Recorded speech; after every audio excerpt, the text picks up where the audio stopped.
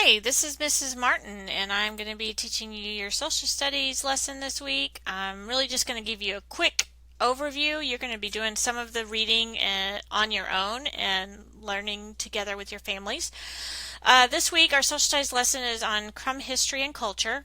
You are going to have this slides presentation attached with your activity, so I'm just going to click through it a little bit and highlight. But before we get started, I want you to just look at this cover slide, and I want you to think about, why do you think we included these images on this cover? What do you think? Why do you think these images are important to our town of Krum? Think about that for a minute. Okay, so we have lots of images here that would be important to our town. Up here in the top left-hand corner, we have our city limits sign. This is an older version of it, and it says Krum City Limits, POP period 4157. The POP is an abbreviation for population, and when this sign was made, the population of Krum was 4157. That means that's how many people lived in Krum.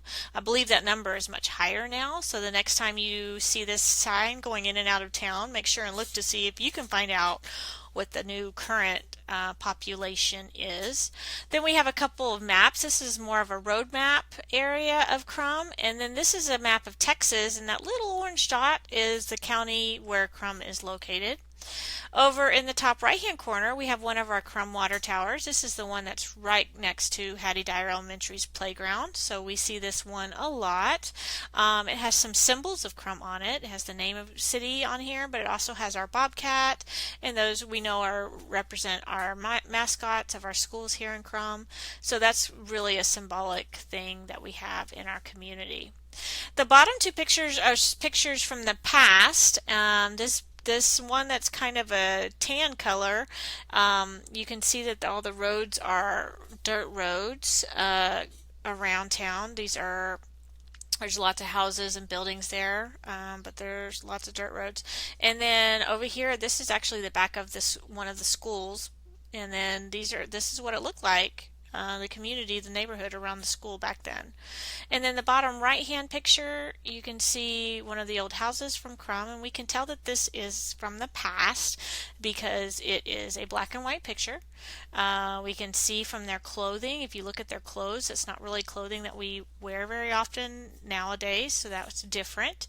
And then the big thing that shows us this from the past is the transportation. So look at the transportation here. This is how they get around, and that's a horse and a buggy. We don't really get around like that anymore. So those are all ways that we can tell that this is a primary source photo from the past, and this is actually of a house in Krum. Most of the information in this presentation came from the Krum History Museum, which is right down in the middle of the town by the four-way stop. It's a great place to go visit if you want to get more information and see some other cool things from Krum. So I'm just going to go through this a little, give you an overview of the slides information, and then you're going to have this as part of your activity to go back and read it in more detail. So the beginning part tells us about when the railroads came to Krum, and that's really when Krum started to grow as a community. So when the Gulf, Colorado, and Santa Fe railways decided to come through Krum and make a train depot here, it changed our small farming community into helped it to grow into a bigger community. So we can see the railway was a very significant, and that's actually how we got the name of our town, because Charles K. Krum was a railroad employee, and they actually named the town after him. So when the railroads came here, the farming community really grew because they were able to put their goods on the train at the depot and then ship those out to places all over the country. So it's really helped us grow. You're going to have a couple of slides here that tells you about all the different businesses that started in Krum, from the post office to the general stores to the cotton gins to the livery stables. So be sure and read all those details. This slide tells you a little bit more about the farming community. We have the cotton gins and the grain elevators. This right here is the concrete elevator that's still standing by the tracks close to the four-way stop. So this one you've probably seen a lot driving through town, but some of these other ones are not there anymore, but definitely important to read about those. And then schools in Krum. I'm going to go ahead and read this one. It says in 1876, the original school for Krum was called the Jackson School. That's over here. It was a one-room building, so this little part right here, this was the very first school. And then eventually they added this second-story building over here in 1901 as they got more children, they needed more classrooms. And then and Hattie Dyer, this is a picture of Hattie Dyer, and she taught over here at the Jackson School from 1940 to 1973. And then she retired, and in 1974 they built a brand new school and they decided to name it after this teacher that had taught for 33 years there. So that's why we're named the Hattie Dyer Elementary School. There's another picture of Mrs. Dyer outside the cafeteria. It's a little bit different picture than this one. This is when she was a little bit younger, so that's where we got the name of our school, and our school was built in 1974. The next couple of slides are about some people that started the town of Krum and just some families that historically built businesses here and helped the town of Krum grow. We have the Finleys, who had the Finley store, and the Fowlers that had the Fowler Hardware Company, the doctor that was there. Then we have several important people that were important to creating the banks in Krum to help people build their businesses and their farms. And then just a lot of farmers. We had a lot of immigrants coming from Germany and Prussia and Switzerland that moved to Krum and started farms and community businesses here.